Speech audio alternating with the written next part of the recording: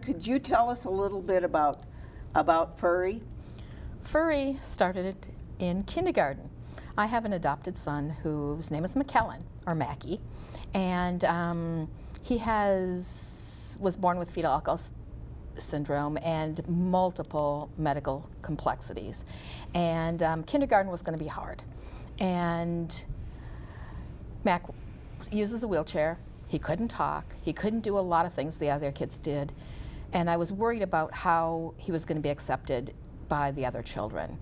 And as he went into kindergarten, on the very first day of his kindergarten year, his regular teacher said, "We're not going to worry about educating Mac. We're just, at the beginning, we're just going to worry about socializing him."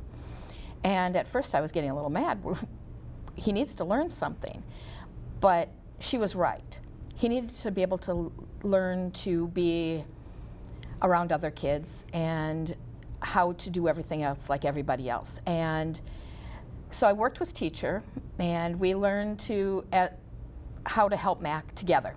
And so she was looking at, so the story starts with kindergarten and a little boy who needed inclusion, and the story's real. Granted, there's illustrations and all the rest, but the whole story behind it really did happen. And I never thought I was a writer. I was just a mom. But I knew that there was a story that needed to be told for parents who have chronically ill little kids, and to help them so they could understand the journey. How do you see this book being used? Wow, a lot of ways.